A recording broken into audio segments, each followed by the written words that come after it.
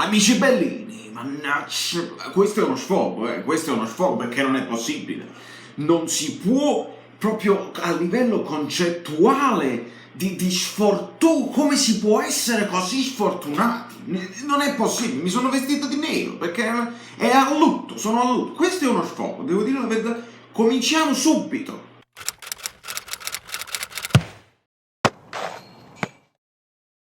Allora, ma è possibile? Allora, caricatevi OneFootball just for me, just to, to give me a little better day because today is... Noi dobbiamo fare le ipotesi tattiche a questo punto che sembrano quasi logiche e fatte, sono due le possibilità.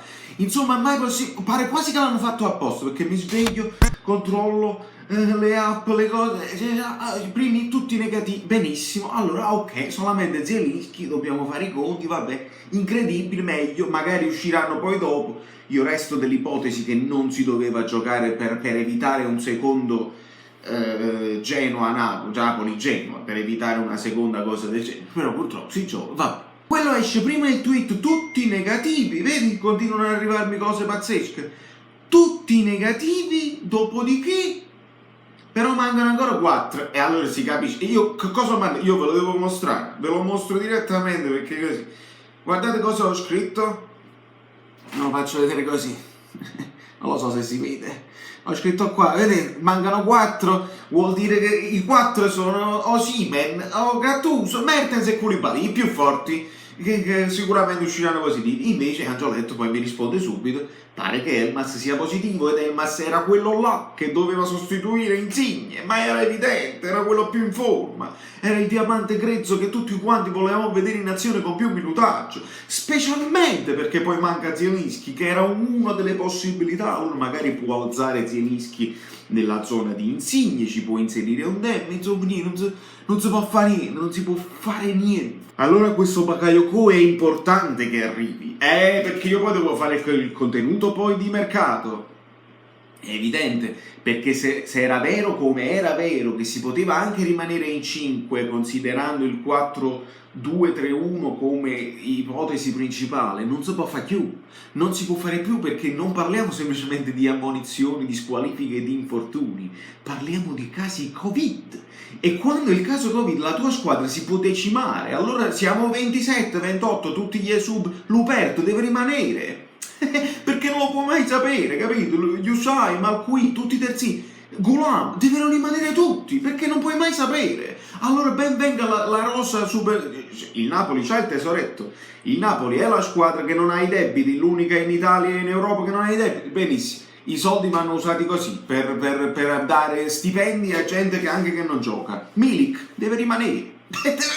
Non mi interessa. In caso di emergenza totale, Milik va in panchina, ce lo teniamo, va benissimo, no? Dobbiamo vederci i fatti nostri, perché questa sarà una stagione così, sarà una stagione dove tutte le partite è a fortuna, non è nemmeno falsata gestita da chi che è gestita, è a fortuna, volendo immaginare che le squadre, che le società facciano le persone serie e dicano effettivamente le cose come stanno, perché non voglio immaginare imbrogli eccetera eccetera, che voglio pensare che sia controllato dall'alto, anche se gli esami li fanno loro, i risultati li dicono loro. Sarebbe un grave reato mandare un giocatore che tu sai che è positivo e poi ci sono dei controlli incrociati, non credo proprio. Ma comunque, a questo punto, se la voce di Bakayoko fosse vera, ma fatelo subito lo sforzo e dategli 1 milione in più e fatelo vedere, perché i nostri centrocampisti sono tutti positivi. E allora andiamo, senza indugio, a fare delle ipotesi, visto che avevamo ipotizzato Elmas come in zona Insigne, non si può fare, il comunicato ufficiale lo dice.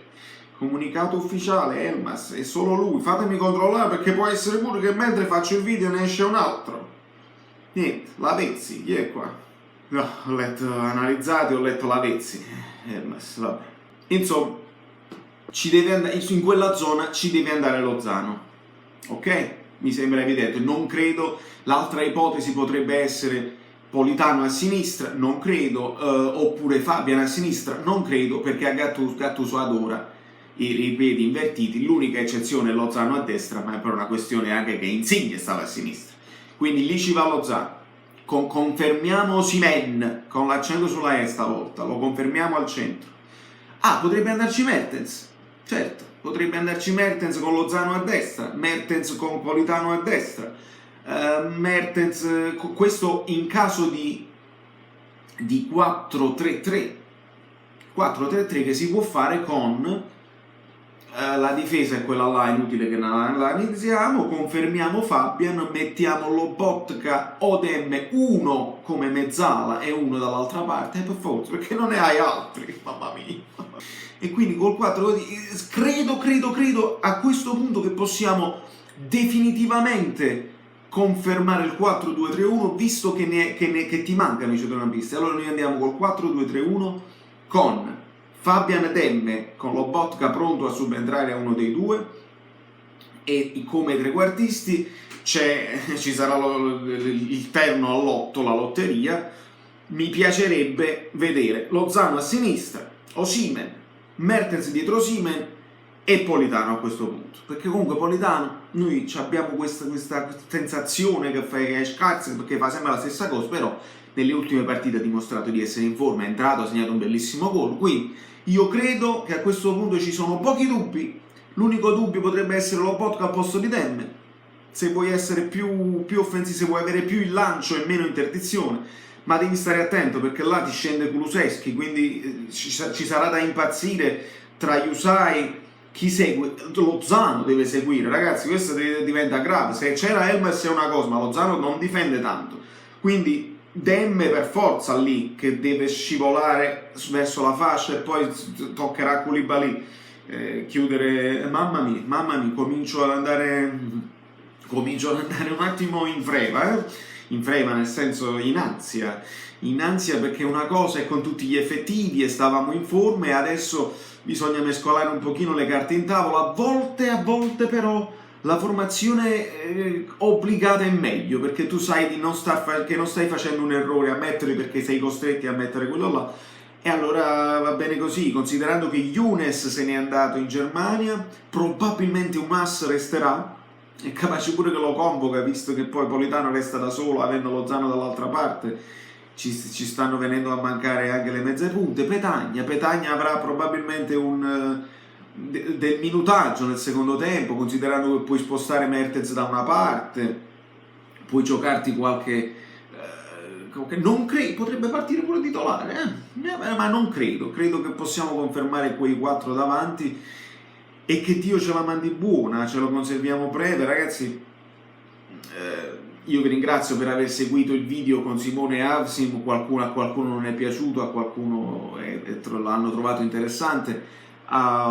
Sul video, sul canale Simone Avsim è uscita la seconda parte dove lui fa le domande a me, e lì ci sono stati un pochino di reazioni juventini, ma allora però tu sul tuo canale ci dai dei ladri e invece qua ipocrita. No, io ho azzerato, e voi che seguite lo sapete, io ho azzerato tutto per quest'anno. Se c'è qualcosa da dire lo diciamo, non lo diciamo a prescindere, ovviamente, il telefonino che impazzisce, non lo diciamo a prescindere, però con gli occhi aperti, vediamo cosa succede quest'anno e poi ne parliamo. Insomma, da New York, dalle Frigo è tutto. Ci potrebbe essere una sorpresa domani sera, però solo se seguite per bene tutto il video domani della reazione fino alla fine saprete la sorpresa, altrimenti ve la perdete e ve la vedrete con calma dopo. Non fa niente. Amici belline, vi siete iscritti al canale? Lasciate il like. Se non vi siete iscritti al canale siete completamente pazzi, e se arriviamo a 5.000 iscritti io poi vi faccio un regalo, estrazione a sorte, si chiama giveaway, da Brooklyn, Saverio Solito, non mi ricordo.